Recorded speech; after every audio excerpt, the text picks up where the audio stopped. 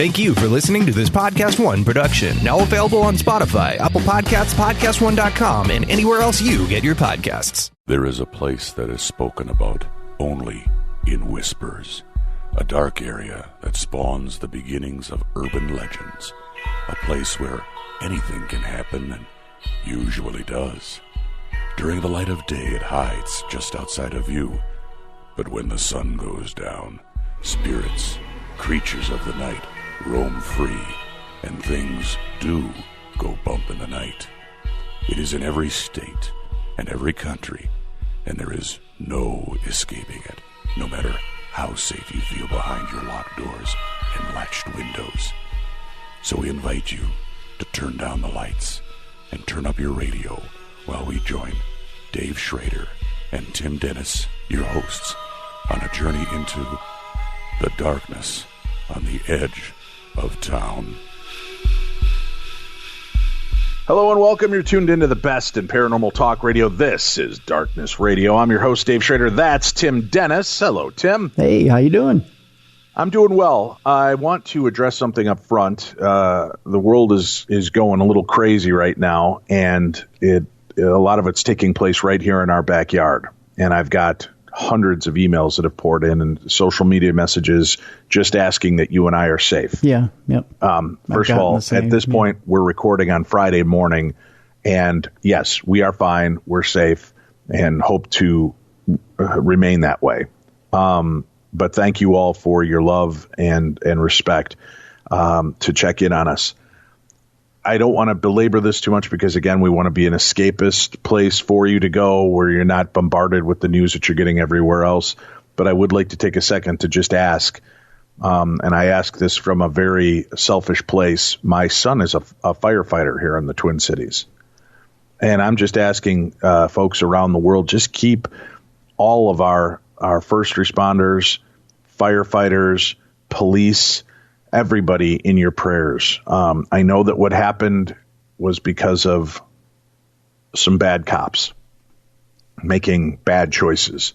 That doesn't make every cop a bad guy. And I just, please keep them all in your thoughts and prayers, and especially Mr. Floyd's family for what's going on, and that they find peace in all of this and clearer heads prevail and justice is served. That's all we can ask, but please keep, my son's a firefighter. He's got to go out and put his life on the line now for these meaningless fires, for things that are being set on purpose to try, to just cause destruction. And my son knows what he's in for, as do all firefighters when they sign up for this. But, going into a house or trying to save people, save buildings, save homes, businesses, from accidental fires is dangerous enough, but to have to go in and clean up messes by psychopaths and morons setting fires out of rebellion is ridiculous.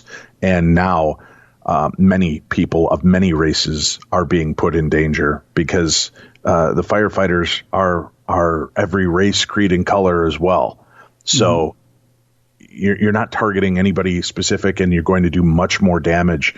Please focus this attention where it needs to go, and that the justice is served for the family of the Floyds, and that the police officers that are truly involved in this tragedy do get justice, and swift justice. So I'll just put that out there, but do keep them all in your prayers. That means a lot. I also want to start off today's show with a special birthday greeting to my daughter, Jen, my oldest child, her birthday. We love you, honey. Thank you always for the love, support, the laughter, and being such a vocal advocate for our show out there, Tim. She works harder promoting our show than I think you and I do at times. Yeah. Happy birthday, Jen. Yeah. So, all right, we've got supernatural news. We've got some Parashare stories. People have sent in recorded stories to us, Tim. That's how serious some of these people are. Well, they are. Yeah, they're basically, they've said, we're going to forego the phone line and we're just going to take this work out of Tim's hands. Which really, it's not taking it out of my hands at all. I still have to edit it, but I appreciate the gumption of the better sound quality. I like that. I don't know if you know that or not. Yeah, right. I mean, that's nice, too. Now, we always want your phone calls at 651-300-4977, 651-300-4977. You can leave up to a 3-minute story, or if it's longer, hang up, call back, and continue the story. And you can do that as many times as you like. Tim has taken those and threads them together to create one perfect story for us to air on the shows. 651-300-4977 is the number to reach out to us. Exciting things are going on here. Lots of cool stuff going on with Darkness Radio. And as soon as everything is in place, we will let you know. It should be exciting new news coming very, very, very, very, very soon. I know we've been promising you, but finally things are calming down. Businesses are getting back to work. And we will be able to let you know what's going on very soon. So let's get to it, Tim. What do you think? Should we dive into some supernatural news and Parashare stories? Sure. Why don't we start with one of those recorded stories? One of the listeners recorded their own story and emailed it into us. Here it is. Enjoy today's first Parashare. Hi, this is Aaron from the United Kingdom. I just thought I'd send you this as a bit of a feel-good story. So, both my parents died of cancer a long time ago. My mother died first, and after that I was living with my dad in his flat, looking after him. And obviously at the time wasn't feeling too good, and it was a horrible time in my life. And yeah, each day was a bit of a struggle. So anyway, I started having feathers appear from really random locations, and they weren't just, like a feather from a pigeon or a dark colour. They were white and bright coloured feathers, and it started off just randomly. I'd find one here and there throughout the house. Eventually it geared up, and I was having a shower one day, and I put my hand out to switch the shower off, and a feather fell into my hand, which I thought was weird. And this kind of thing started to get more and more often. They would just fall out from nowhere and land on my hand when I reached for things, or just appeared when I turned around and they're on the side or whatever. So yeah, it was a strange feeling seeing these feathers everywhere, but I wanted answers, because I thought this isn't right. So I went to a spiritualist church in, basically near where I was living at the time, where I grew up. And it was, again, the strange things were happening on the bus. I went on the bus and a feather was on the seat. I got to the spiritualist church and I put my hand out to open the door, and again a feather fell on my hand. So it was all very strange. And I hadn't been to one of these before, so I didn't really know what to expect. So I went in by myself and sat at the very, very back near the door, because I was terrified, to be fair. And I was the first one there. I always get everywhere early, and I sat there and I was waiting for the service to start, and the woman who was the medium came out, and she looked over at me very intensely, and she kept eye contact throughout all the people coming in, the mingling, then the person, saying welcome, and the hymn and that, and she was looking over me, on and off, and like she was seeing something there, like just past me, and she would look at me again. And as soon as she got up to do her reading, she looked at me again and came straight over and said, "I need to speak to you. You've had feathers fall on you in random locations, haven't you?" Just like that. I'd never seen this woman in my life before, and so I said, yes, I had, terrified. And she says, "There's an angel near you." And that was her explanation. That is an angel near you right now, and that's why you're having these feathers, which I guess was nice at the time. She then carried on, and she did angel tarot cards, and so she was, she told me bits and bobs from that, and she went on about my mother and things like that. So in the end, it was quite a nice thing, and it put my mind at ease more, and I started to feel a bit better after that, and I could look after my dad better for the last few months of his life. Okay, so I just thought I'd send you this. Thank you very much, and I hope you're all keeping safe. Bye. Excellent. Thank you very much for sharing your story. We appreciate that. All right, Tim, here's some weird news. All right. Declassified CIA documents uncover Soviet Union's bizarre paranormal experimentation, including black magic, Tim, and telepathic mind control. Yeah, Twitter user Emma Best, a.k.a. NatSecGeek, recently proved the accuracy of her online title. Somehow she unearthed some decades-old national security documents that, in hindsight, make the CIA look like a bunch of sci-fi nerds, Tim. In the first of a string of tweets, Best describes the gem that took 4 years for her to get her hands on, a trove of 1977 CIA documents in which the U.S. agency studied the Soviet Union's apparent attempts to give people powers of telepathy. To give people powers of telepathy, Tim. Boy, that'd be a great little key to unlock, wouldn't it? Yeah, it would. She closes that first tweet with a nod to the Freedom of Information Act, a U.S. law that allows citizens to request and access public documents. A quick zoom allows us to see the nuts and bolts of the CIA findings. Evidently, if they were real and Russians had possession of them, the U.S. wanted access as well. According to this, it says, some recent U.S. research suggests that it may be possible to use certain paranormal abilities for military or intelligence purposes. There are major uncertainties, however, about the extent to which such abilities exist, their reliability, and the mechanisms of their operation. Some recent U.S. research, Tim, believing that this is something that should be used. This was in the 70s. How cool is that? Right? That even in the 70s, we're not that far removed from it. Right. 40 years. Yeah. Right? They were still into this. Another document in the report goes even a little bit more strange, Tim. About 1969, we find out that black magic was also on the table. In 1969, the Soviets reportedly established an official group in their covert program devoted to the collecting of information on black magic.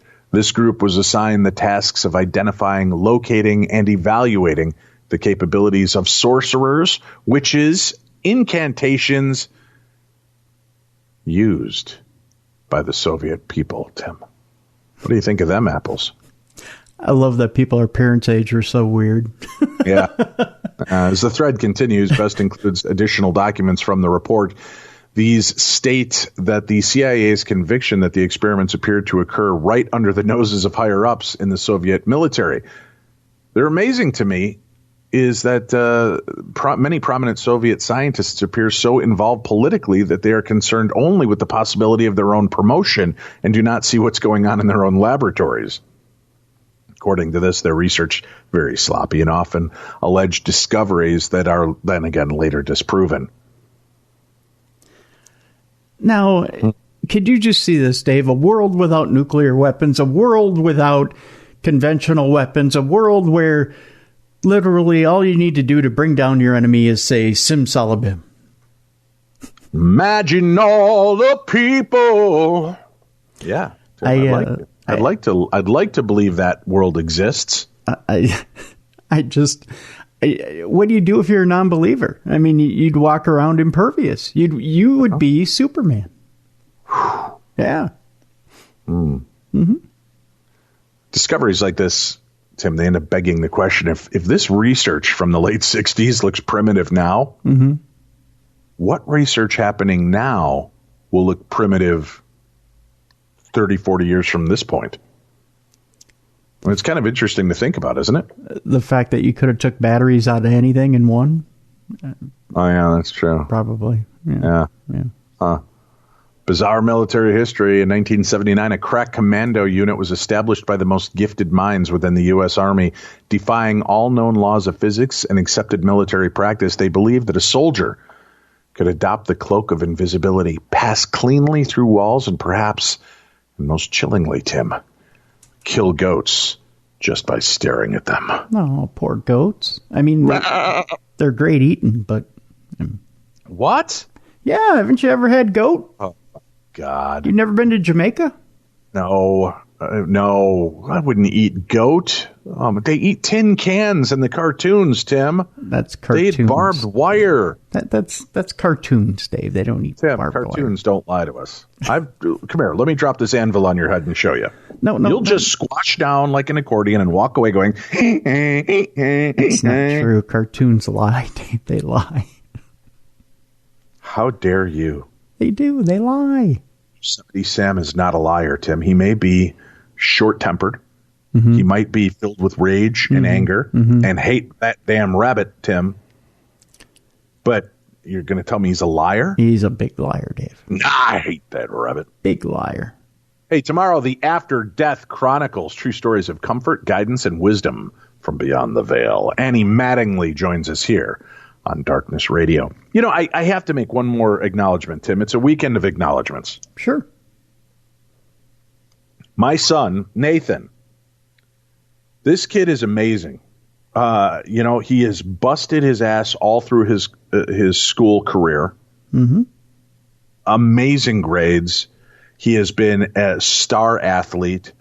He is part of the ROTC program, is about to ship off to the military next week for 8 years. He'll be in the Army.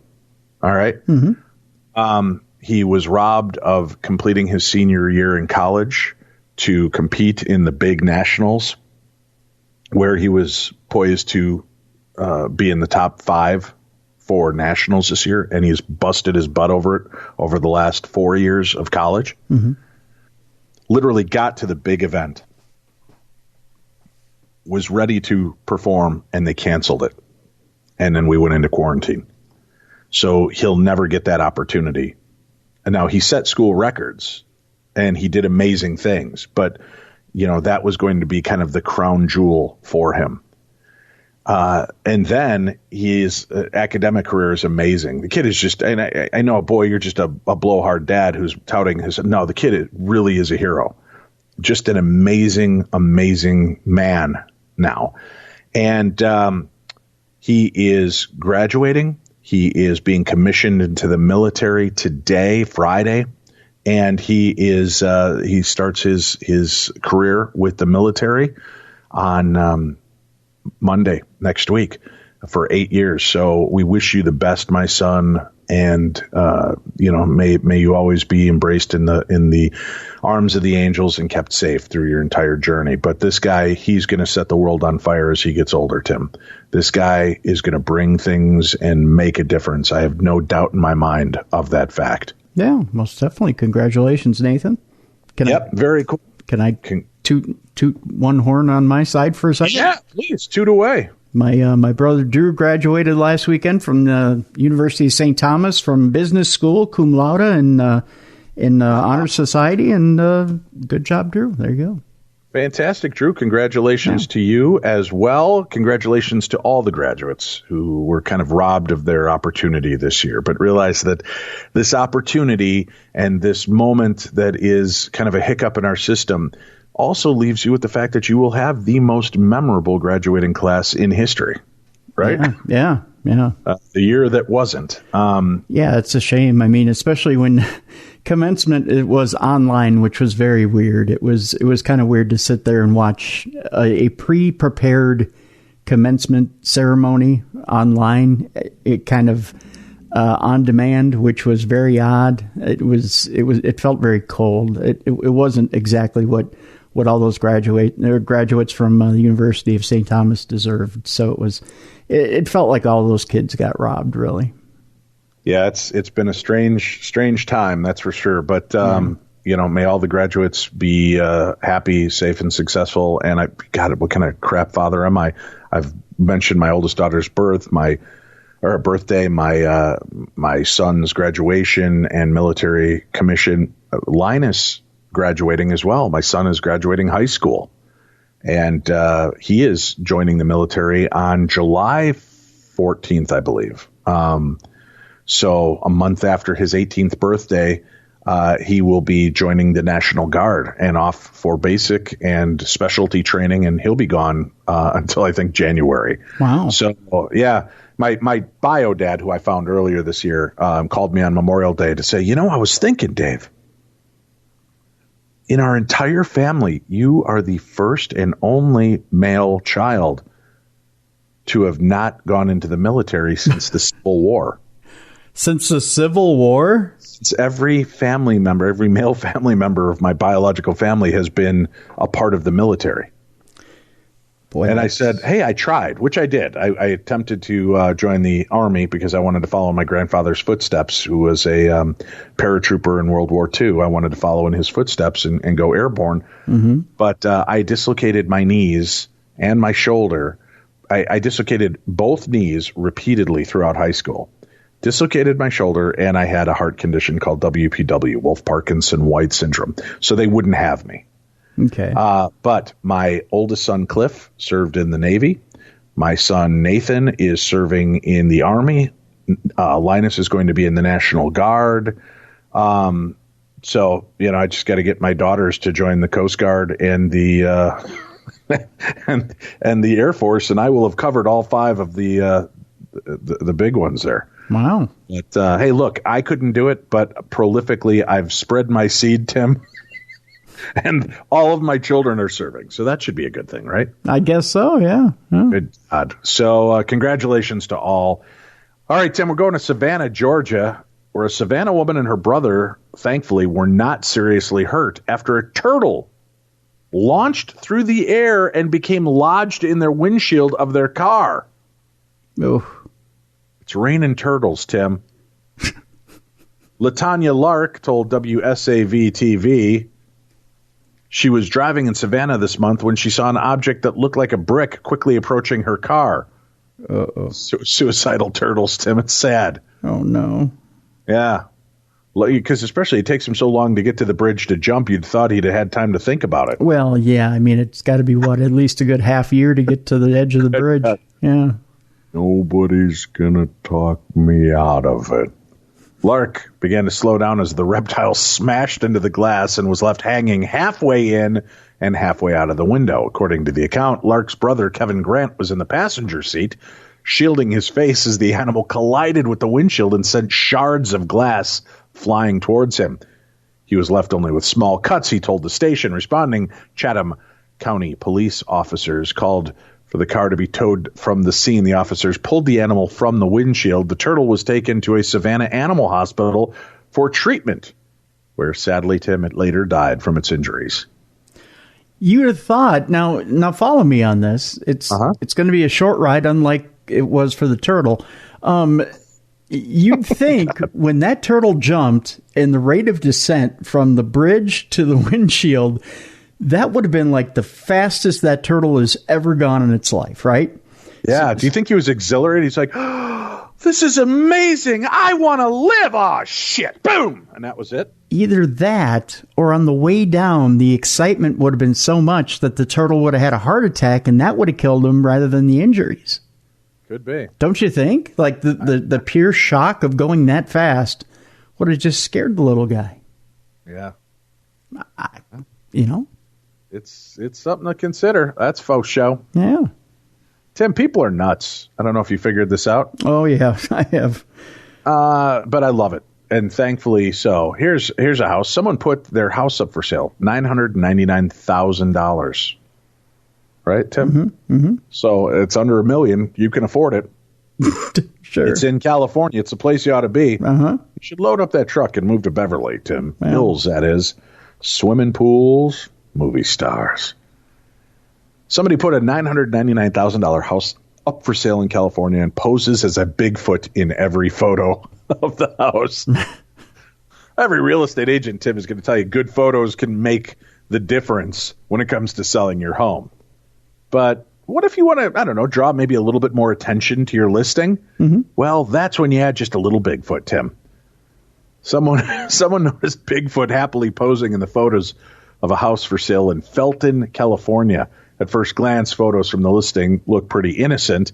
The house is beautiful, right? Mm-hmm. But soon enough, you're greeted with a series of photos of Bigfoot enjoying things like sitting on the couch reading Edible Mushroom book, right? A picture of him baking. You see him pulling cookies out of the oven, wearing a chef's hat and oven mitts. Aw. Uh-huh. And chilling out with a nice book. He's laying in bed. And he is reading Humans of New York. It's a beautiful room. Lots of sunny exposure as well.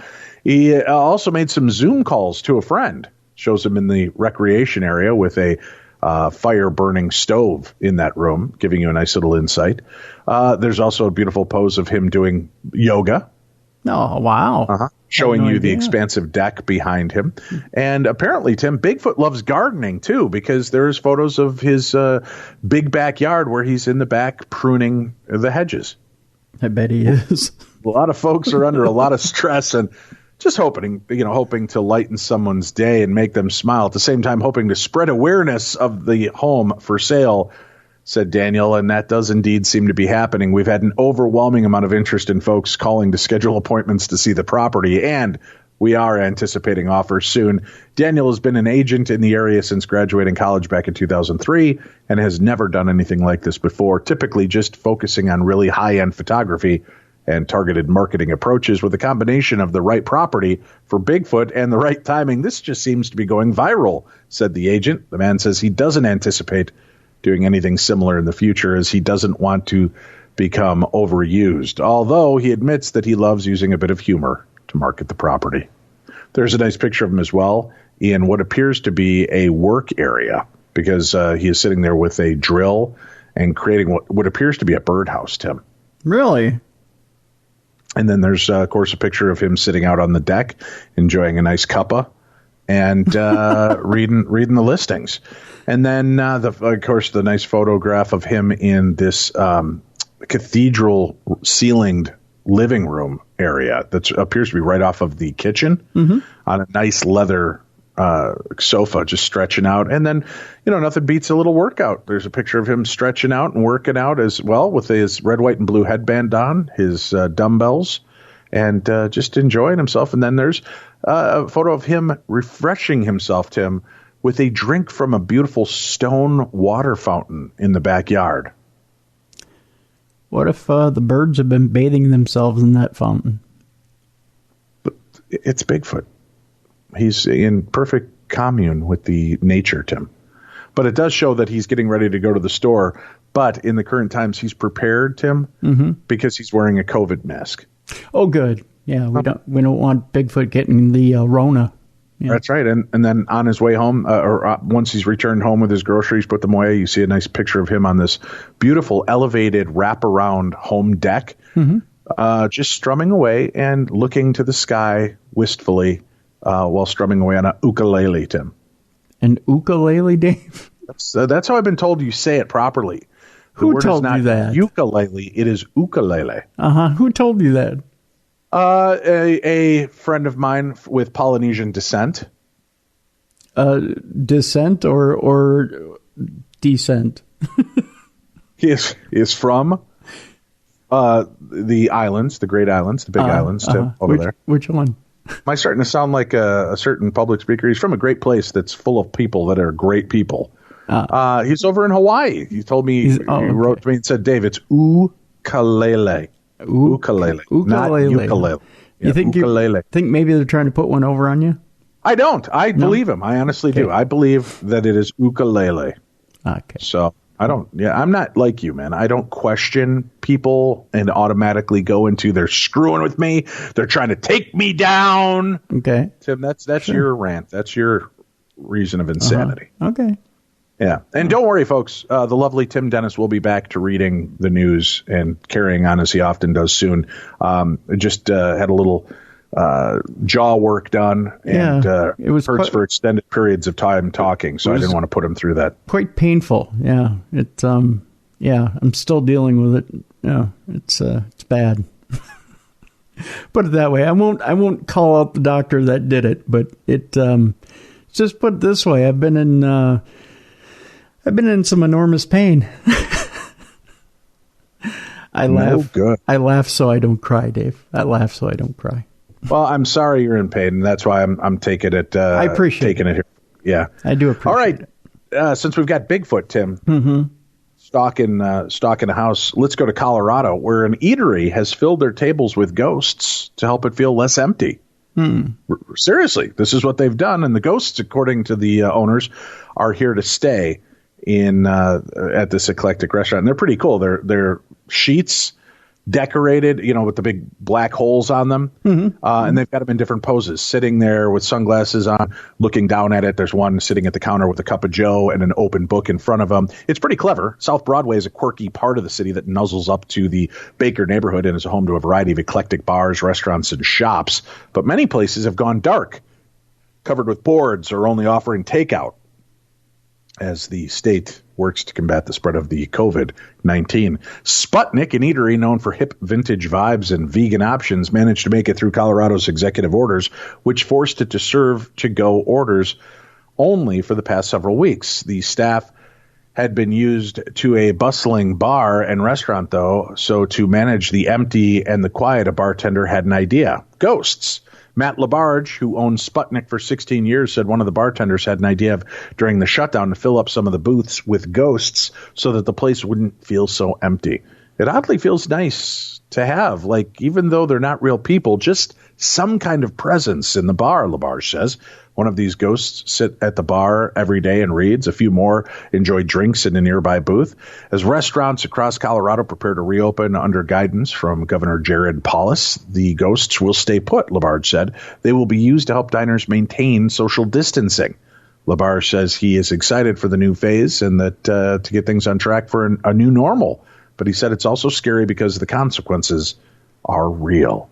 So what a clever way. You put these ghosts in between some of the booths so that nobody else can sit there, keeping you separated. It's great.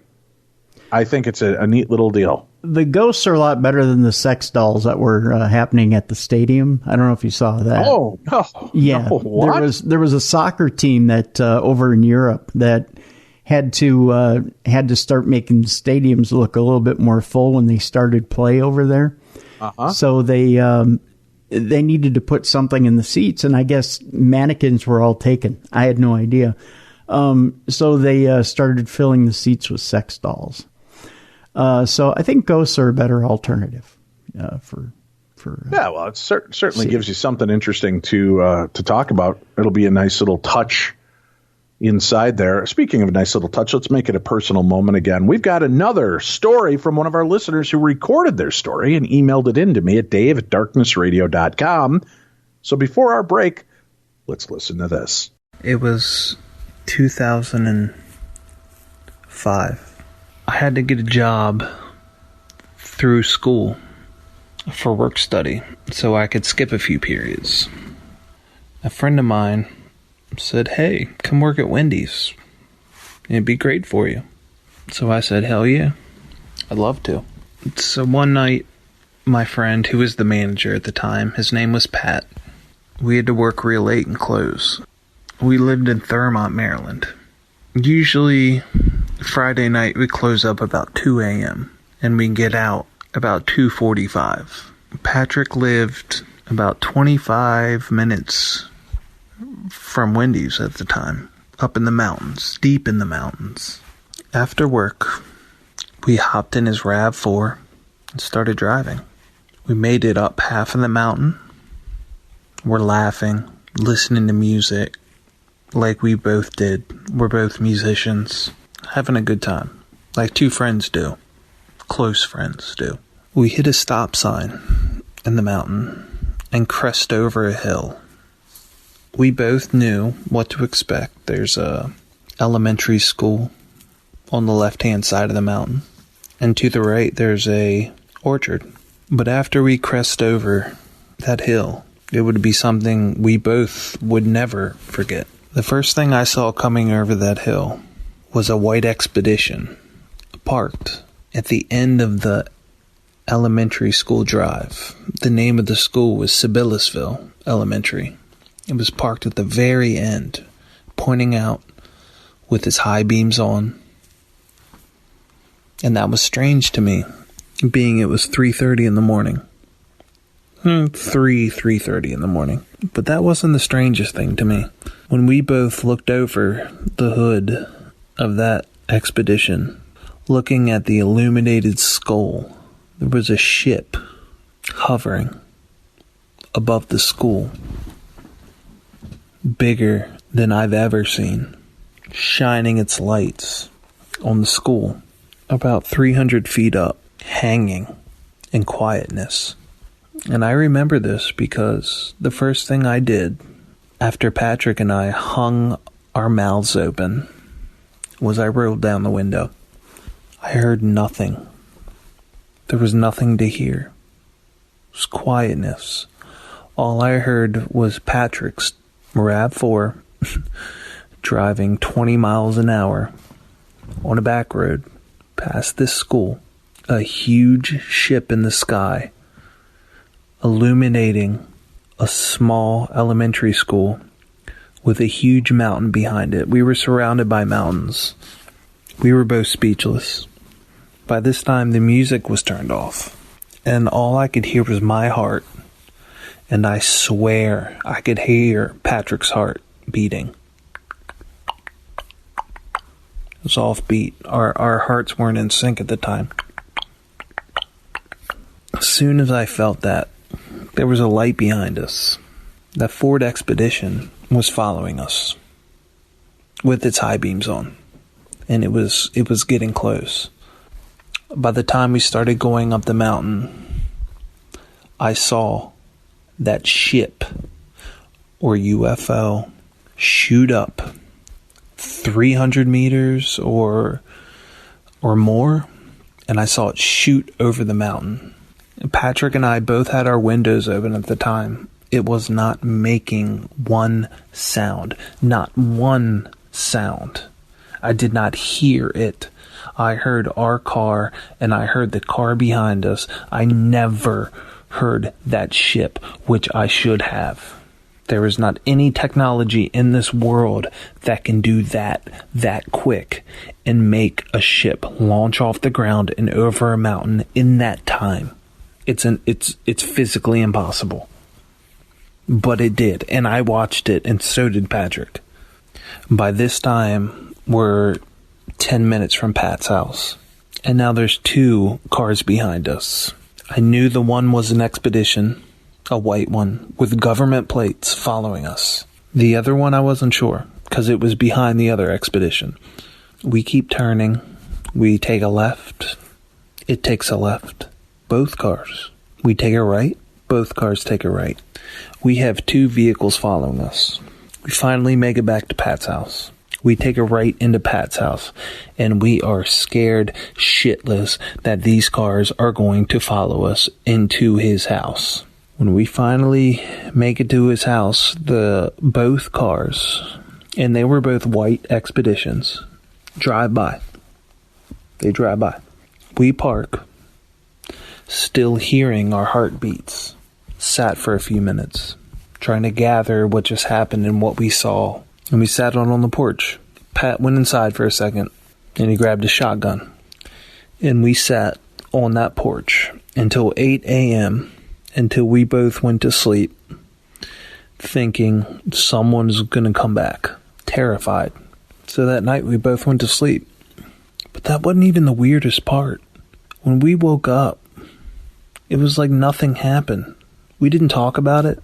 We didn't stress over it. We didn't ask each other questions. We just went on like it was our normal thing. It wasn't until years later that I told my wife about it. And she said, no, that didn't happen. That didn't happen. You're crazy. I'm like, yeah, you've always thought I was crazy, but really, you don't believe me? She was like, no, of course not. Okay. Let's see if Pat remembers. So we got invited to a shindig with my friend Pat, and it's been years at this time. It was years before we got to talk about it. And she went up and asked him, hey Pat, do you remember when you and Ben saw a UFO? And he said, oh my God, I did not think he remembered. Yes, and I'll tell you all about it. And he spoke to her the same story that I'm telling you now, down to the T. Everything was the same. So I don't know what happened that day. I don't know why we forgot everything after that. I'm not sure. Like, I've seen Men in Black. I know, they had the laser forgetter things. I'm not sure if that's what it was, but I know we saw something that day, and it terrified both of us. But then after, we forgot for a long time. And we both remembered now, years and years later.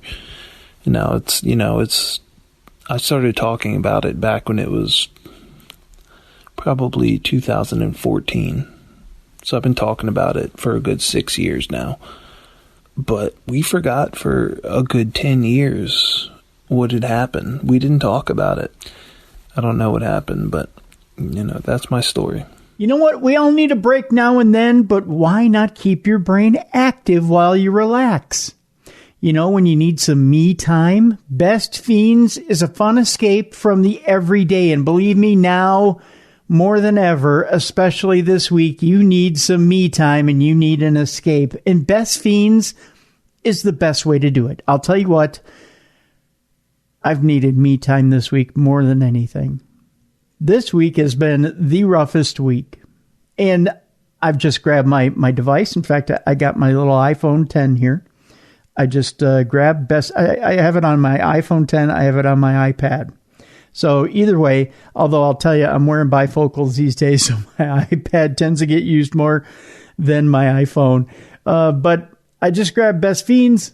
I jump right into the game because I'll tell you what, Best Fiends is like that. And I pick up right where I left off and I get going. I've got my favorite characters in the game. I got 3 characters I play with. They each have their own individual jobs that they do to get rid of these darn slugs.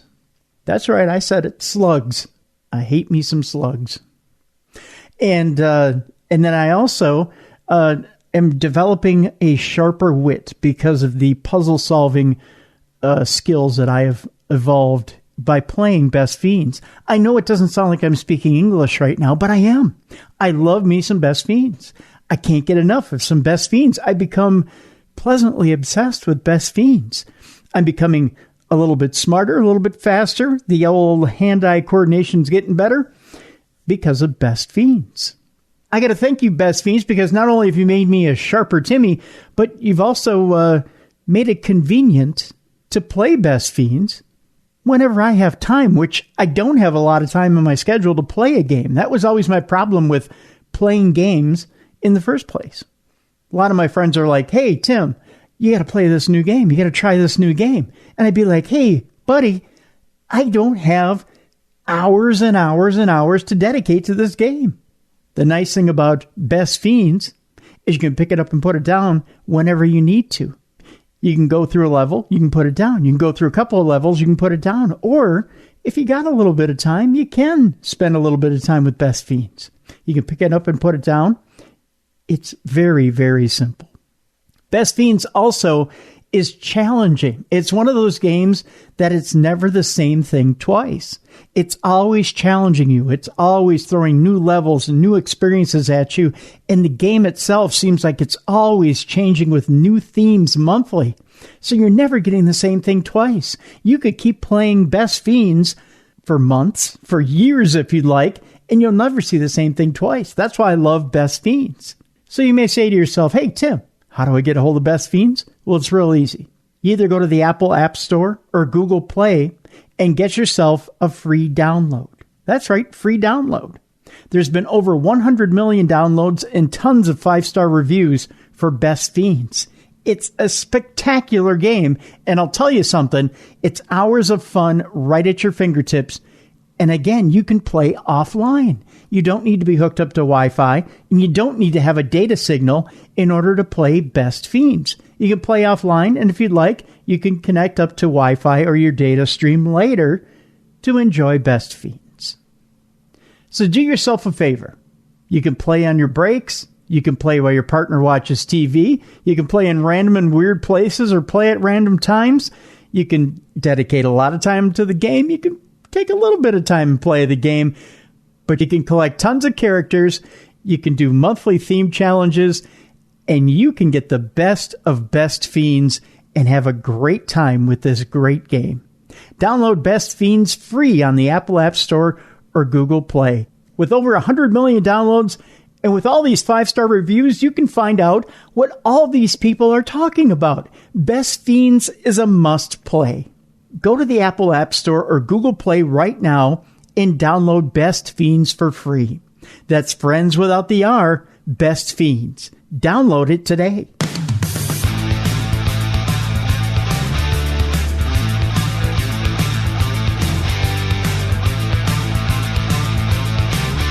And we are back. Thank you very much for tuning in and spending your time with us here on the darkness on the edge of town. I'm Dave Schrader. That's Tim Dennis. We have more stories to share, Tim. More signs of just how insane people really are becoming. A little buggy, you might say, Tim. Oh. Being stuck indoors. 3 brothers get themselves bitten by a black widow in a dream to become Spider-Man, Tim. God, no.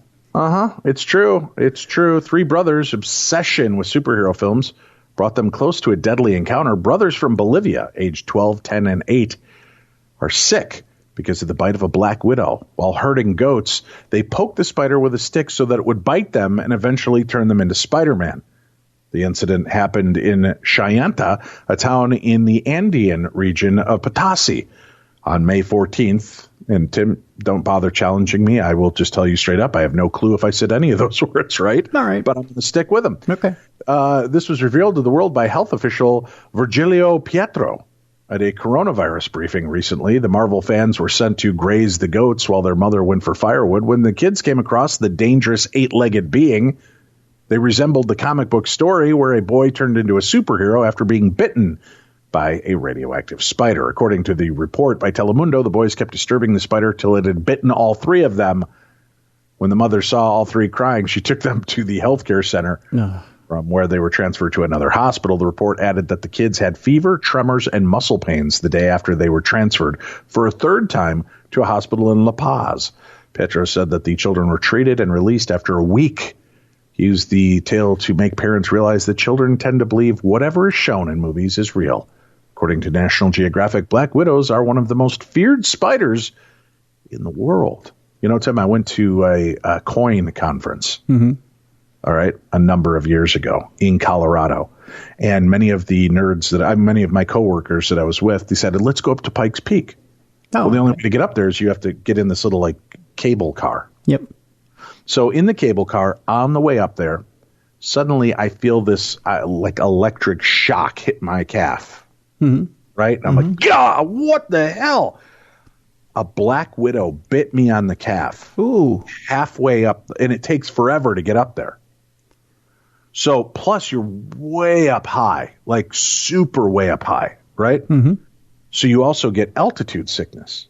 Ooh. So now my blood is insanely thin because I'm up only where God should be walking. Right. I've got black widow venom zipping through me. I'm on this cable car taking me up to the top. I get up to the top. I stagger out. I look around real quickly and lay down on the ground until they say, okay, it's time to go back. Then they'd help me back to my car. All the way down for another hour and a half. Oh, my God. I asked them. They're like, oh, you're going to be fine. You're a big guy. It's a little bite. And so I sweated it for the next 2 days in my room. Sicker than a dog. Yeah. Didn't turn into Spider-Man either. So, kids, I'm with you on that. You know, funny enough, they say, you mimic, when you're a kid, you mimic some of the stuff you see on movies or maybe you read in comic books. I did once happen to jump in front of a nuclear bomb blast, hoping I would become the Hulk. I got a little sunburn. That's it. I was hoping for gamma rays. What is... Well, I mean, I'm sorry, I guess, Tim, is what it comes down to. I'm sorry that you didn't become the Hulk. I tried. Because it'd be really cool to honestly have a friend that's the Incredible Hulk. Yeah, I know, but it didn't happen. Sunburn, though. Yeah, a little sunburn. Yeah. And occasionally I do turn colors. But you do. I've seen. Yeah, but that's about it. I don't get incredibly strong. I get really angry when the Vikings lose, but other than that, that's about it. Yeah. Well, then we're all Hulks in the great state of Minnesota. Yeah. All right, a mystery is unraveling, Tim, as an evil ghost is masquerading as a child, and it's been spotted on a hotel closed-circuit television. The alleged ghost or perhaps demon was spotted on CCTV at the Eagles Nest Hotel in Quincy, Illinois, which apparently has been a hotbed of so-called paranormal activity. A mysterious shadow has been caught darting out of an elevator on the hotel CCTV, with believers in the paranormal branding it an evil ghost. I've seen the footage. Yeah. It's creepy. It's this little dark, like, shadow. It looks like a scene from the Flash TV series, the way the Flash moves. Oh, yeah. It's kind of shuttered, quick movement, and then back. Mm-hmm. It doesn't look evil to me other than the fact that it's a dark, shadowy figure. The creepy spirit was recorded at the Eagles Nest Hotel in Quincy, where staff members have been reporting these kind of strange happenings for quite a while. In the clip, a hotel corridor is standing apparently empty with a cleaning trolley resting motionless and unattended next to the lift doors. That's elevator for us in the United States. Suddenly, a black shadow with a vaguely humanoid shape flickers through the doorway. It momentarily appears to hide behind the cleaning trolley and then darts back in just a split second of time, Tim. The spooky footage, which has been watched more than 2,000 times, which was originally posted by Jennifer Majors on Facebook back on May 14th. It has since been shared by the paranormal YouTube channel The Hidden Underbelly 2.0 3 days ago. According to the uploader, employees claim to have spotted shadows out of the corner of their eye and hear disturbing giggling sounds while trying to work. The maintenance man has apparently targeted the most, and weird things happen around him, they say. Even stranger, the elevator doors were said to be closed at the time, and if they had opened, you would see light from the elevator, according to the uploader. The CCTV has sparked a flurry of speculations from believers in the paranormal, with some arguing the black shape is a demon or an imp. Tim, an imp. Oh, an imp. Don't be fooled. It's not a child. It's a demon. That's what one person wrote. Demon pretends to be a child. Interesting, said another viewer. A worried-sounding fan commented, they need to be careful of it. It can physically move things and make a sound. This would make it a poltergeist and an unlikely, a real child spirit.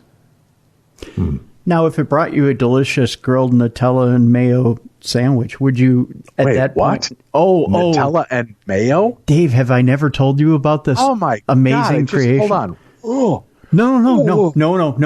Stop. No.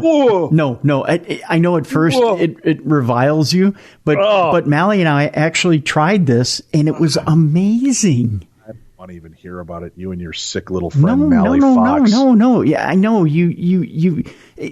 What it is the mayo. You instead of spreading butter on it on the outside of the sandwich, you spread a little bit of mayo on it to grill it, and you put Nutella in the middle of it. It's a grilled Nutella sandwich.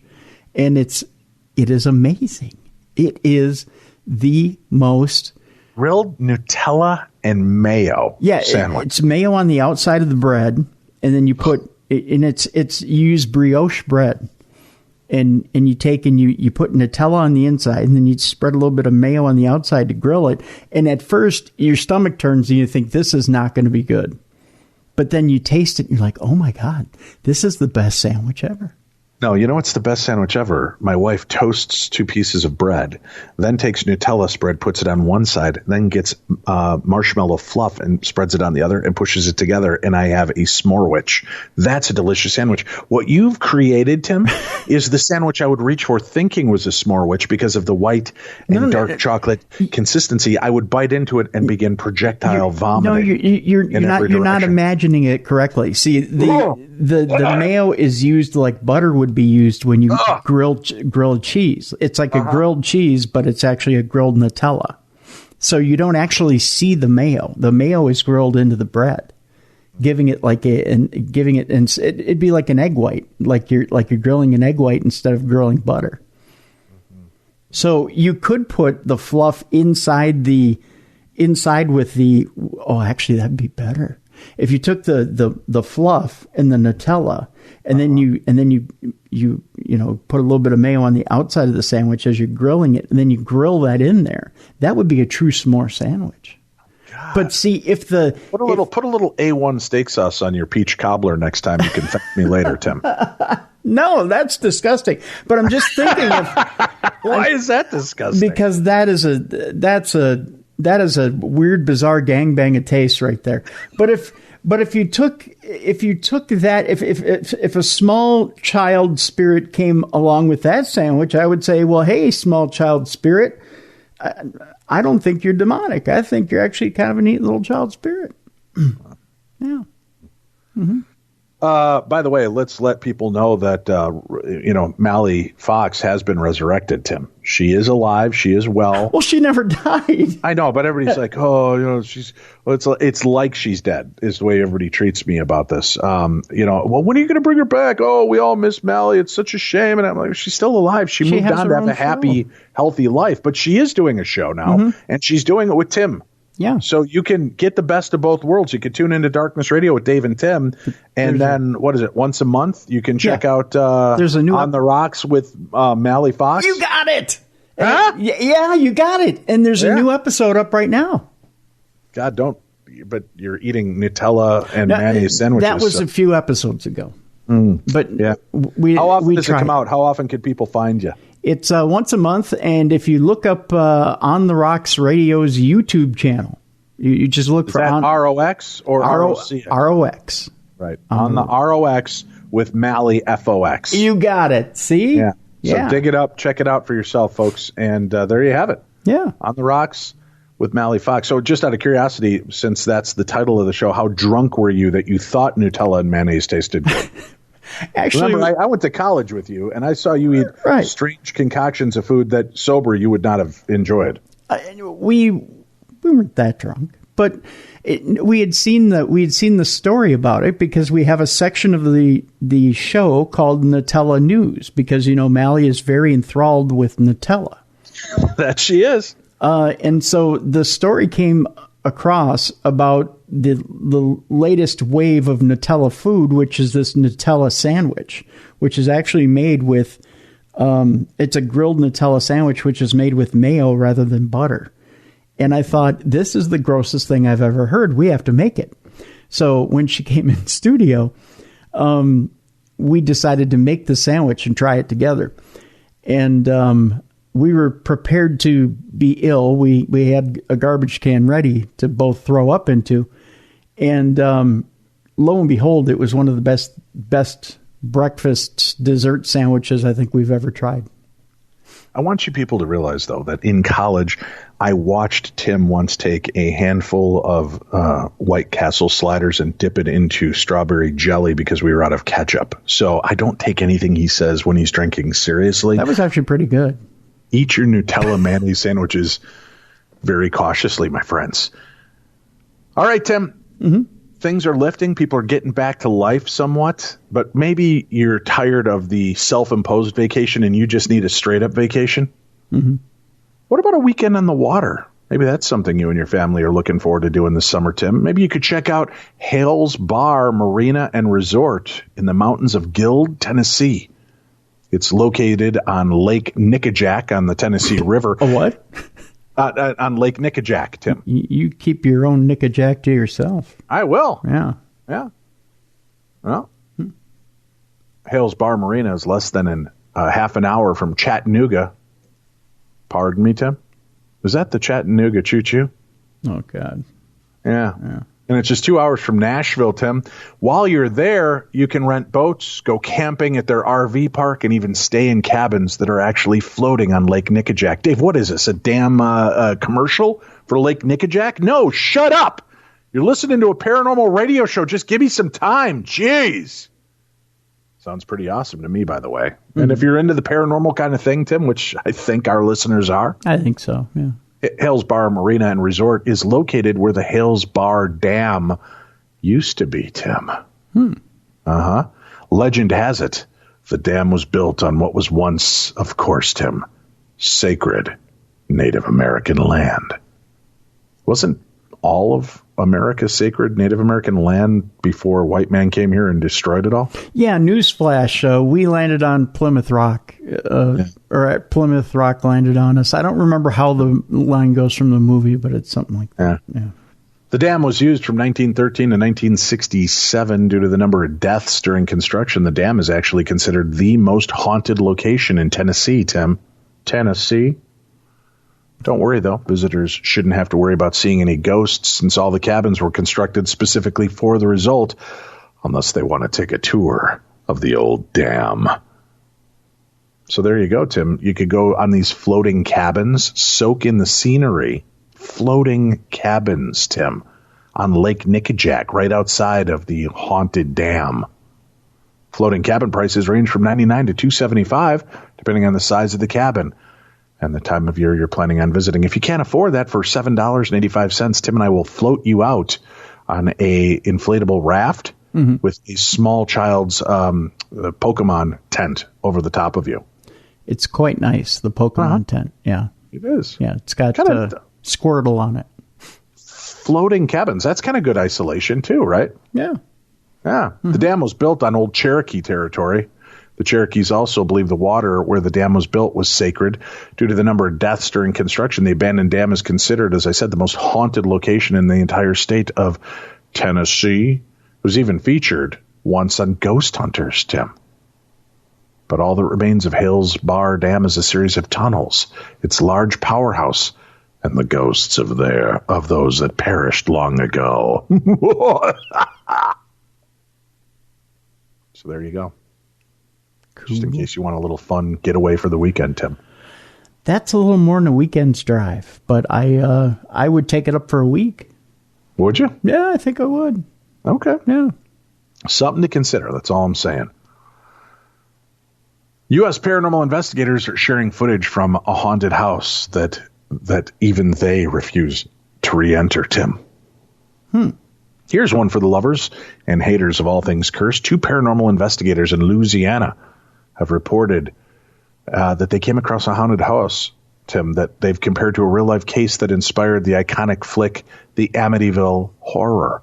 Cindy Parr and Greg Matlock, this generation's Ed and Lorraine Warren, it's a big name to be hung on you, were called by the homeowner to investigate the spooky old house that's believed to be haunted by the owner's great-grandmother, Adele. We talked about this house a few weeks ago. This house is free to whoever wants to pick it up and move it.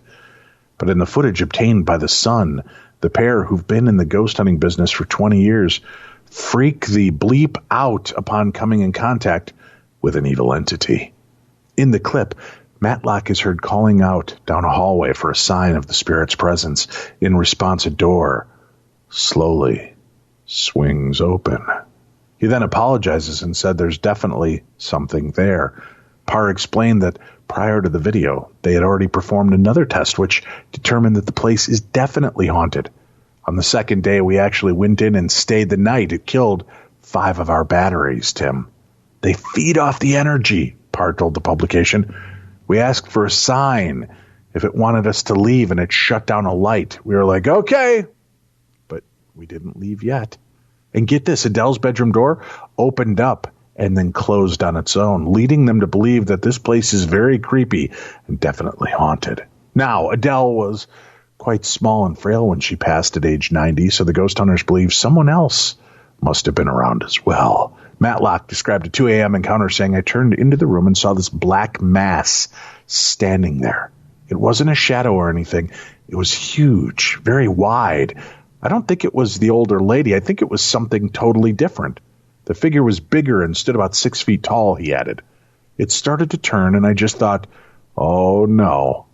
And I ran out. I was done. It was unbelievable.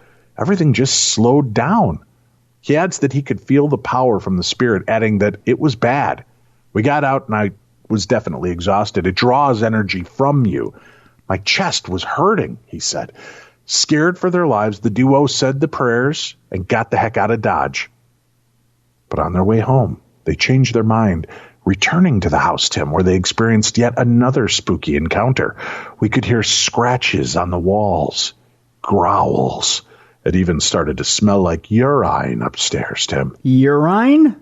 I'm trying to sound all classy with that one. I guess. That's how they say it over in the UK, Tim. Is that where you have a friend over there who told you that one? Actually, well, we've heard Neil's story on our show. He's called it urine. He has? Yes. Was I sleeping during that one? Folks, ukulele and urine. I'm telling you. They also call it aluminium, Tim. Well, I've heard urine. Urine. Urine? But that's not your average ghost, according to the article. That's something really bad, Matlock added. It was like watching Amityville Horror on TV, but we were living it. The house is definitely the worst house we've ever been in. Dawn Valet de Clout, the owner of the house and Adele's great-granddaughter, said her relatives built it in the 30s, and she lived up there until the 1980s. I want to see what happens when someone else lives in it. I don't think they're going to be able to stay, the sadistic-ass woman said, according to this article. I didn't call her that. This article did. So what now? Well, the new owner has purchased the home and intends to move the house 20 miles away to avoid the entity. Huh. Crazy, huh? Maybe they can get rid of the urine smell with somebody playing the ukulele. Tim. Well, they could always take a different kind of rind. I mean, you can get a watermelon rind or a muskmelon rind. Or that's a rind, Tim. Oh. Yeah, a rind, Tim. Never mind. Hey, our buddy Nick Groff is back. Nick is one of the most respected names in television and beyond when it comes to the paranormal. He has had incredible experiences in some of the most haunted locations in the world. And how about this? The producer extraordinaire is about to share his knowledge and insight on all things that go bump in the night with his bi-monthly column he's going to be putting on over at arrowinthehead.com, Tim. JoeBlow.com. One of those. Yeah, Nick Groff investigates. That'll be his deal. And this time he's investigating werewolves, Tim. Werewolves. Horror has its share of monsters. You can party all night with vampires. Perhaps you'd rather go for a swim in the Black Lagoon or even in the ocean near Amity Island. And if you happen to be in Egypt, you could always rap with the mummy, Tim. Get it? Rap? W-R-A-P? Right. Yet, one of my own favorite ferocious frights that genre has presented only come out when the moon is full. Generally speaking, of course. And it all started for this viewer with a 1-2 punch of a couple of my favorite scary movies, and both came out the same year. In 1981, two fantastic tales exploded and explored the nature between man and beast. Both The Howling and An American Werewolf in London proved that comedy horror, smarts, and amazing special effects could make you afraid of the glowing moon, or, if you're in London, convince you to stay off the moors. Even still, these two magnificent films remain prime examples of how to do a monster movie right. Each offers up a compelling story and script, terrific performances, and impressive direction, and boy, those practical effects, those are pretty glorious even today, Tim. I don't care who you are, those are some pretty cool special effects. Oh, yeah. Now, the idea of a man turning into a wolf didn't start there, not even close. These stories started well before Hollywood made Claude Rains a legend in the 1941 movie The Wolfman. That wasn't Claude Rains. Sadly, this article is already incorrect. That would be Lon Chaney Jr. Yeah. Who then became Lon Chaney. Yeah. Real name Crichton Chaney, but took on the name Lon Chaney when his father passed the mantle on to him. But I digress. Yeah. Yeah, so this classic story has been explored in a number of exciting ways, including everything from the Underworld series to Neil Marshall's impressive Dog Soldiers to the underrated Eric Red flick Bad Moon featuring Michael Paré and Mariel Hemingway. And that's only a few of the many iterations of bad old beasties hunting down their human prey. With the upcoming sequel, The Conjuring, The Devil Made Me Do It, there was some speculation that we'd hear more about Ed and Lorraine Warren's investigation of the South End werewolf. The very subject was hinted at in the thoroughly entertaining Annabelle Comes Home, Tim. However, it's highly unlikely that Satan will be conjuring up a wolf man for the third chapter in the franchise, unless they are coming off of that case. Like they always like to start the movie with a case they're just wrapping up. Mm-hmm. So that could be what we're going to see. Yet, this had me thinking about the myth and the legends behind a man transforming into a wolf. With the hint of werewolves among us and supernatural scares, it felt like the perfect topic to explore on this week's Nick Groff Investigates.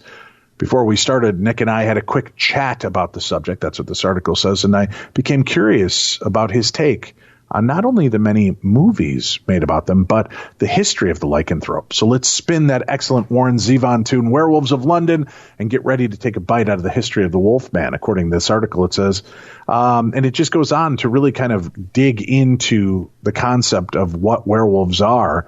Nick says, as a movie fanatic and explorer of the unknown, I'm always looking for the next thrill to experience. Werewolves have always been fascinating to me.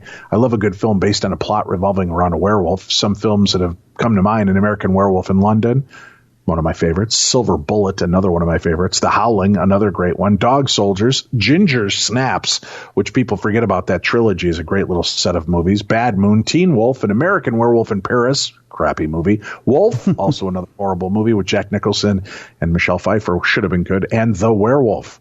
Yes, I love all these films for certain reasons and not in any order yet.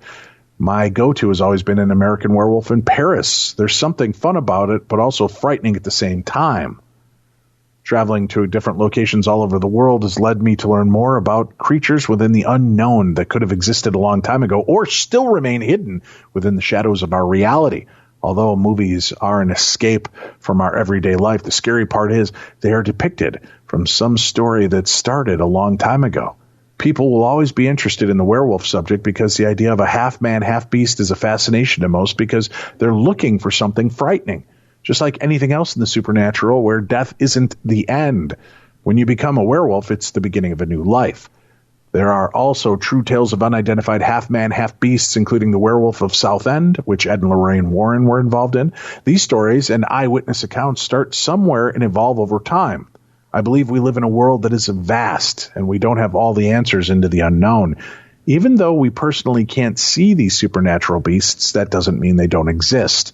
The Werewolf of Southend case was interesting, but I would like to learn more about the conclusion and evidence to back it up. Nick says, I've personally experienced weird creatures and have been surrounded in the dark forest at Hinsdale House by coyotes and other cryptids.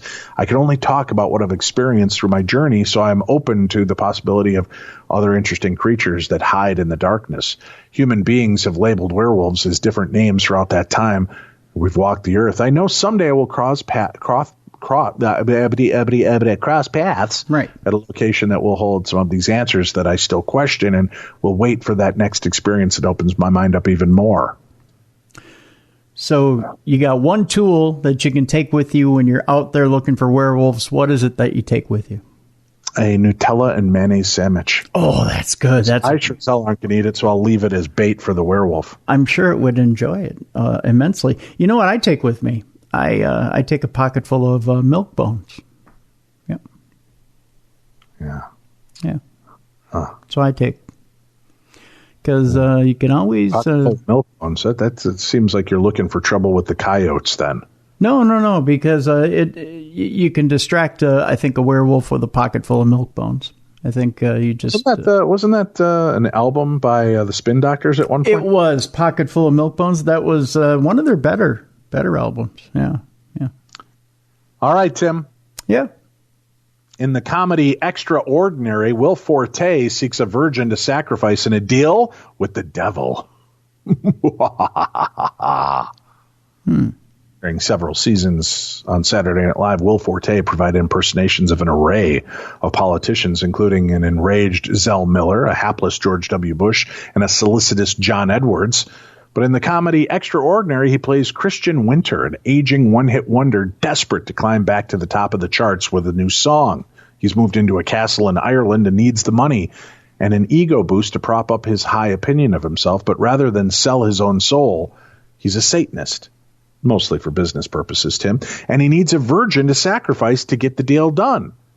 There are plenty of lost souls stuck in the small town near Winter's castle, but nothing's easy for him, as every spirit seems to be struggling with his or her own issues.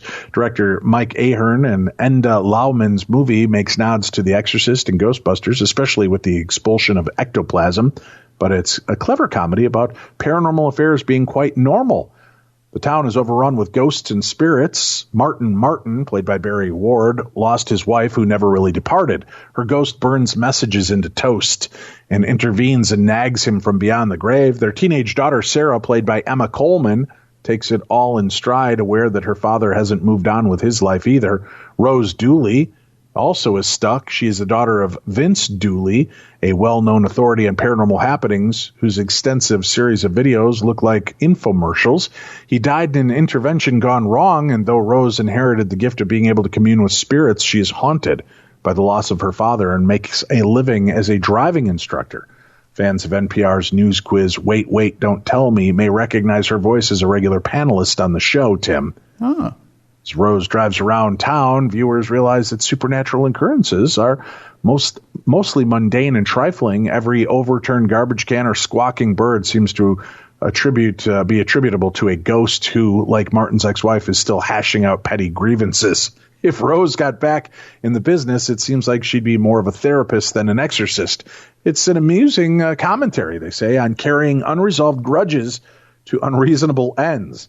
While the town is relatively at peace, Winters is brewing up a storm in his castle. He's planning his ritual sacrifice for a coming full-blood moon, and he needs to find a virgin. Opening up the gates to hell is going to take a while and make quite a mess for somebody, Tim. The comedy starts gently, and the townspeople seem effortlessly quirky, despite the movie's simple premise. Forte deftly manages Winters' banal evil. The movie picks up speed and fury as Winters finds his target. As all the spirits' paths converge, the story takes some wickedly funny turns, though one of the creepiest begs for better execution. In the end, the devil is in the details, and Ahern and Lohman's film is not too guilty pleasure. Extraordinary is available online, so look for it. Extraordinary, that is the new Will Forte supernatural farce, Tim. Just thought that sounded like a fun little story to share. And speaking of fun little stories, Tim, we've got one last call. Shall we share it now? Oh, yes. All right. And actually, this isn't even a call. One of our listeners recorded this story, sent it in to us. Next week, we'll play your calls again. 651-300-4977. 651-300-4977. Or record your message and email it into me at dave@darknessradio.com. Or do it the old-fashioned way. Email me your story, and we'll read it right here on the show. Hello, Dave and Tim. I've listened to your show since the days of Mally Fox. I've always found your show entertaining, and the two of you to be great hosts in a realm where straightforward information can be very hard to find. I still think the Snallygaster bit from years ago, "Tentacles? These are tentacles?" is one of the funniest things I've ever heard on the radio. Most of my life has been mundane, somewhat boring, and 100% devoid of anything paranormal or supernatural. I'm an amateur astronomer and have spent hundreds of hours looking at the night sky. I've seen several things that I cannot explain. To me, they are just additional pieces of wonder in the creation of God, so I don't worry about them. I've spent years in the deep woods alone and with my sons, and I've never seen a Bigfoot or anything that was not easily explained. But when I was a child in the deep rural wasteland of Louisiana, I did have an experience over several months with something that I cannot explain through the normal rules of physical causality. I don't know if I experienced a ghost, some rift in reality, or just a memory that was attached to a place. But whatever it was, it probably saved my life, and it left a mark on me that is still warm, wondrous, and very pure. The town was Converse, Louisiana. The year was 1964, and I can remember the time this experience started because it was just a few months after President Kennedy had been assassinated. We moved away from that town several months later, and I left behind what was perhaps the purest friend I've ever had or ever will have. My family lived in a trailer just east of what is now called Evans Loop. Almost everything that was there is now gone, but in 1964, there was an abandoned oil derrick and toxic waste dump just behind the trailer, a huge deep pine forest, and, most importantly, an abandoned ice production facility, or as we called it, the Ice House. It was a masonry building, perhaps 75 years old, the size of a gymnasium, with basements that extended far underground. It was filled with abandoned machinery that in the past had used ammonia to make huge blocks of ice that would be delivered throughout that part of Louisiana with trucks and probably horse-drawn wagons. There were metal vats within it the size of cars, and these were filled with years of stagnant and green water, snakes, insects, and even nutria, which I thought of as rats as large as medium-sized dogs. Somehow, there was still electricity in the building. It had high glass windows, most of which had been broken, chains hanging from overhead gantries, and massive holes had developed in the slowly deteriorating concrete floor. Vagrants would sometimes sleep there. Teenage boys would go there to smoke and tell stories of their bravery, and occasionally, but very occasionally, the local sheriff would drop by to make sure nobody had taken up residence there. It was an absolute death trap for a young boy, and I was forbidden to go there. That meant, of course, that I went there as often as I could. I can still see the streaks of sunlight that filtered through the moist, dusty, stinking air of that old ice house, making the deep shadows within even more ominous. If a boy wandered deep enough into the pine woods behind the ice house, he would find a family living back there in an ancient compound of log cabins. They had no electricity or running water, and being curious, I would hide in the trees and watch the family, hoping to play with some of the many children. Eventually, they noticed me, and a kindly, tiny, gray-haired and toothless woman told me I was welcome to play as long as I didn't bring no trouble or haints. Those were her words, and I had no idea what a haint might be. I know this family's name, but I will not say it here, as they deserve their privacy. The family was multiple generations, and generally unremarkable, except for one thing. About half of them had 6 fingers on each hand. These weren't loosely attached digits hanging from the side of a normal finger, as you sometimes see, but true 6-fingered hands that were strong and supple. As the kids were often barefoot, I could see that some of them had 6 toes on each foot, though not as many. These, too, were fully functional toes, just attached to a very wide foot. I asked the kindly old lady why the family's hands and feet were the way they were, and she said, "God made us this way, child. It means we're guardians. That's the guardian hand. Haints see that strong hand with the extra finger, and they will not come out of the shadows. It's a gift from God. It's a gift from the Lord, and our family is blessed. Now you go play." So I did, and soon it was just a normal part of that family. Their house was too far away for me to hear my mother calling me, but one of the young girls with 6 fingers knew exactly when my mom wanted me to come home. She was always right. My father told me to not go around those trashy, crazy people, but he was rarely there, and the children were my friends. Over time, the old lady asked me to call her Grandma Sally. She wore an apron with a huge pocket, and that pocket always held a tattered black Bible. She would look at me and say, "You get your letters, child, then you can read the word of the Lord." And she would pat the Bible and beam. I never told her that I could already read. My father was a man who learned to be a good man later in his life, but when I was a child, he had not yet completed that lesson. He was absolutely jubilant about the death of John Kennedy. LBJ asked the nation to leave their porch lights burning as a tribute to the fallen president, and my dad shot out our porch light with an old pistol that he kept in his truck. Soon, he and my mother were screaming at each other any time he was home, so I retreated to the guardians in the woods and the terrifying and deeply inviting ice house where I was forbidden to go. One hot spring morning, well, it's never really cold in that part of Louisiana for long, I escaped the turmoil in my home and went seeking adventure in the ice house. I snuck in through a broken delivery door and started to explore, walking between the vats, poking at the occasional snake with a stick, trying to figure out the functions of the rusted machinery, wondering why there was so much salt on the floor. Yes, I tasted it, and simply reveling in the freedom, quiet, and the palpable fear that remained in that place.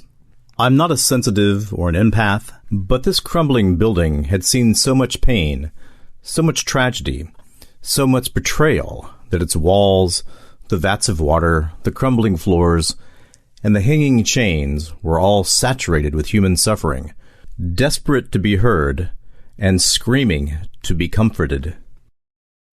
That's when I saw two things that are critical parts of this story.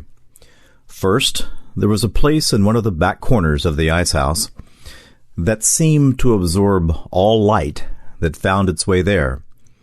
It wasn't just darkness so much as it was a malignant, insect-like nothingness.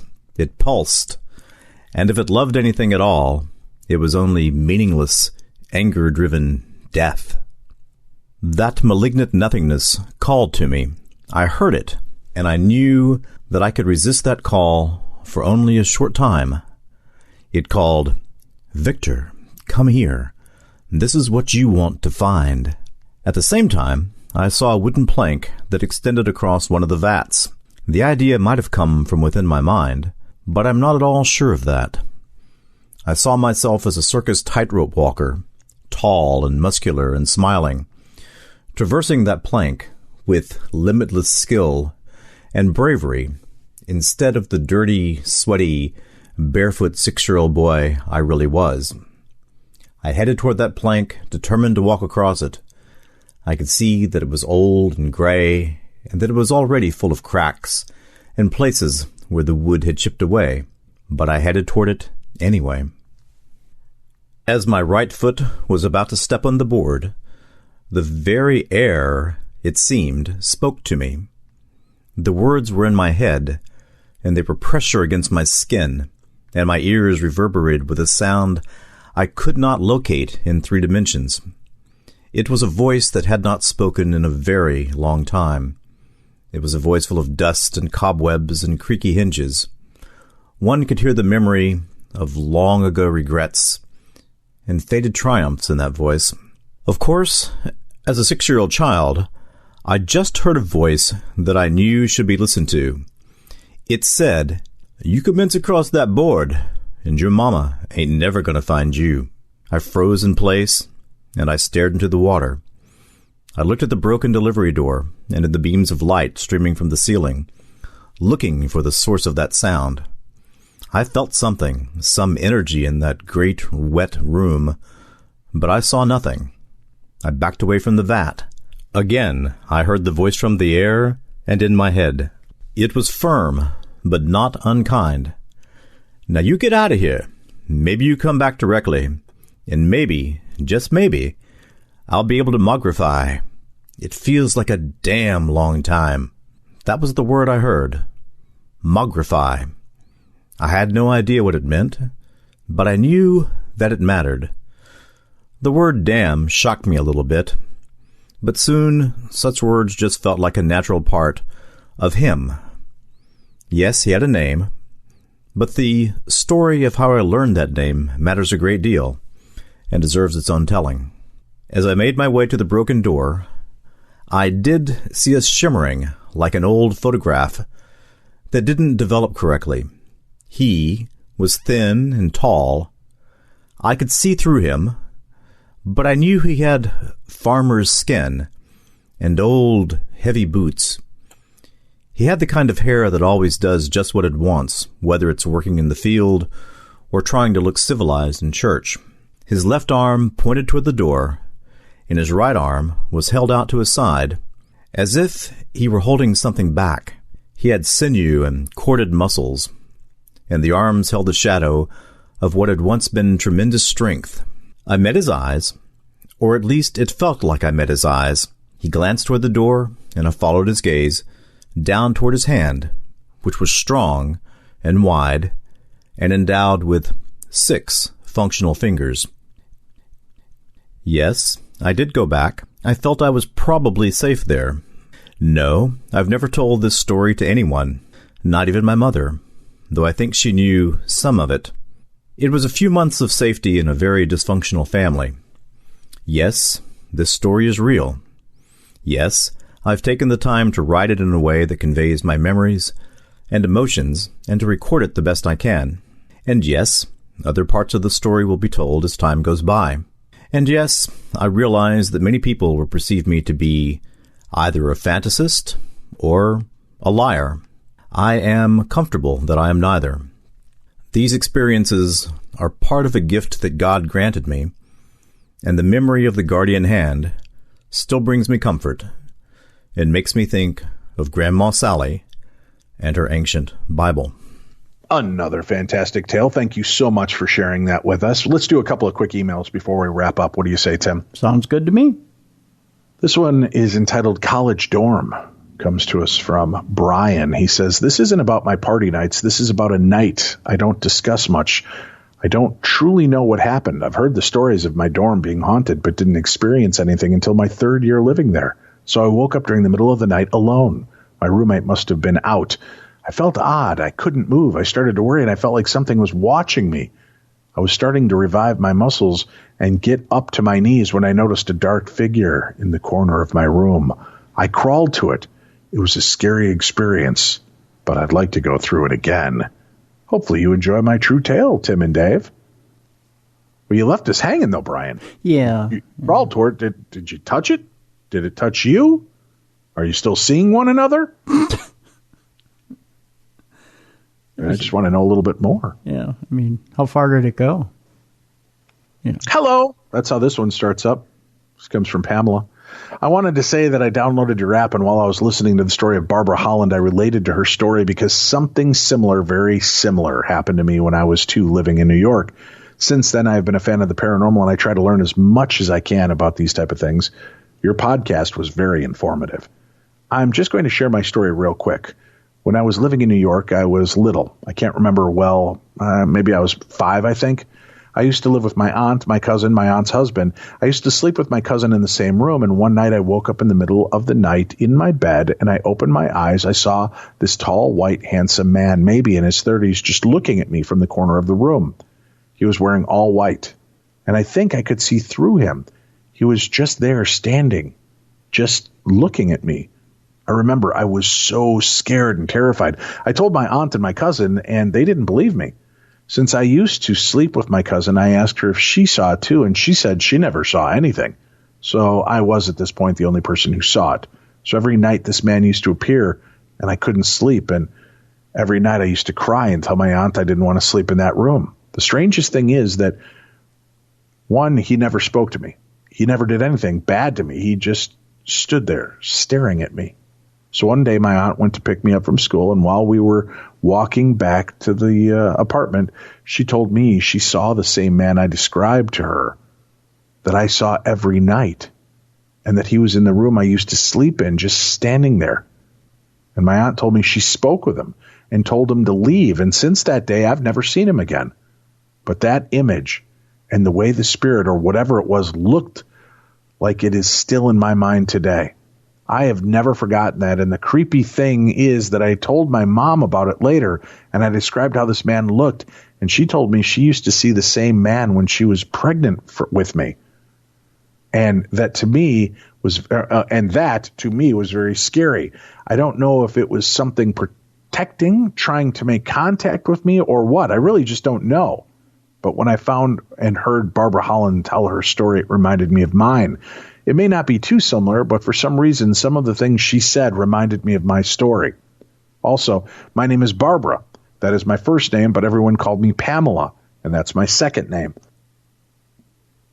So that, too, I found a little weird, since we both have the same name, me and her. If any of you know something about what I'm talking or some insight, I would really appreciate it. Thank you, and stay safe. To me, it just sounds like a guardian angel, Tim. I don't know about you. If she saw this man in white who always just seemed to stand there and watch over her, her mom saw him when she was pregnant, and the aunt saw him, I would say since he never seemed menacing or scary, he's probably just one of your guardians. Either a guardian or a relative you've never met who is taking an interest or a shine to you that is looking out for you, yeah. Hey, Dave and Tim, I had an unsettling encounter last night. I returned home from work as a school police officer at 7:20 p.m. I had brought my wife a sub to eat and was getting settled in. After about 20 minutes of being home, there was suddenly a distinct knocking on the front door. Come in. Probably 5 or 6 knocks. We all heard it clearly. My wife and I looked at each other. Our small dog began barking at the door. And our toddler sprang up as well. We were confused as to who it would be. We weren't expecting anybody, and we live spread out enough from the highway and any neighbors. I was actually right next to the front door, so I immediately semi-cautiously opened the door, and there was nothing there. No person, no animal, no wind. The screen door was shut.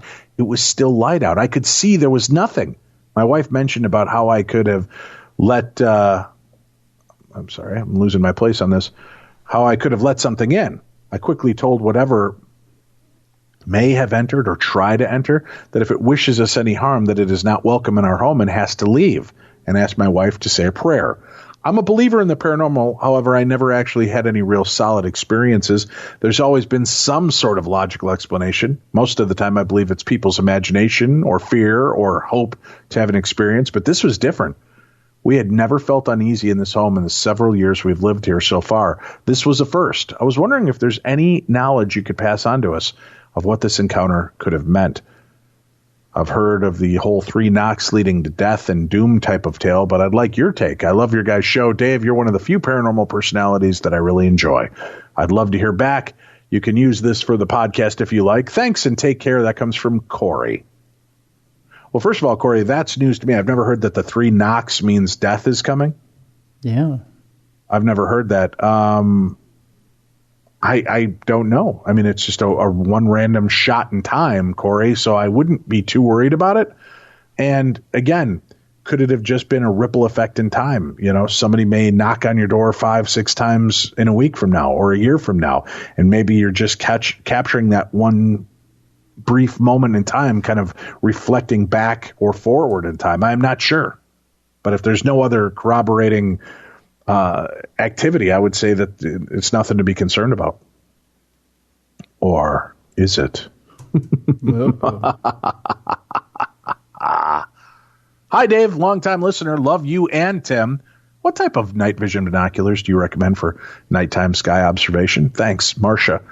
Marcia, you really only want to get something that's military grade because the other ones just they're not powerful enough, at least not that I've found. I know that I'd used, I think it was 3rd gen and 4th gen when I went out. They're expensive. I'm just giving you that heads up. They are expensive, but certainly worth it. I've seen some amazing things in the skies, so check that out. But yeah, military grade, like 3rd or 4th generation. Bonjour, Dave and Tim. I had an idea about the recent UFO disclosures. Correct me if I'm wrong, but none of these are new or recent videos. In fact, I think at least one of them was previously released. Perhaps it is part of the slow release, testing the water, so to speak, in order to gauge the public's reaction. They know people are hungry for info on this topic, so what if these are strategic releases? I've had a couple of those in my life, Tim. Yeah. And by strategic, I mean as a distraction, like the magician. Ooh, pay attention to this over here while I do that over there. We have a certain individual who likes to distract and stir the embers to deflect us, and himself, not only reality, but the truth of more important things and what's really going on. I haven't dug too deeply yet, but perhaps these items are now eligible for the Freedom of Information Act, so releasing them isn't an issue. Just a thought, and that comes from Q. Susie Q, Tim. Oh. Could be. I know a lot of people have been talking about that. It's the slow roll. I don't know. Well, Q, let me throw one thing at you, and I know where you're leaning with your email, and that is somewhat political, but I'll throw one slightly political thing at you, and that is that person you're talking about doesn't believe in UFOs, so it really doesn't matter to that person whether you get that information or not. I wish you guys would stop talking cloaked messages to one another. I feel so left out of this. Oh, come on, Dave. You know who we're talking about. I don't. Whatever. I do know who I'm talking to tomorrow, though. Annie Mattingly joins us here on Darkness Radio, the After Death Chronicles. That's tomorrow here on the best in paranormal talk radio. For Tim Dennis, I'm Dave Schrader. Remember, we want to hear your stories. Call us 651-300-4977. 651-300-4977. or email your recorded stories into us at dave@darknessradio.com, or just email me your stories and I'll read them as we have just done. Thank you all. Be safe, be kind. Remember to keep Minnesota and the families affected by the tragedies that continue to go on in your thoughts and prayers. Thank you so much. Be safe, be kind, love one another. We'll see you back here tomorrow on the best in Paranormal Talk Radio.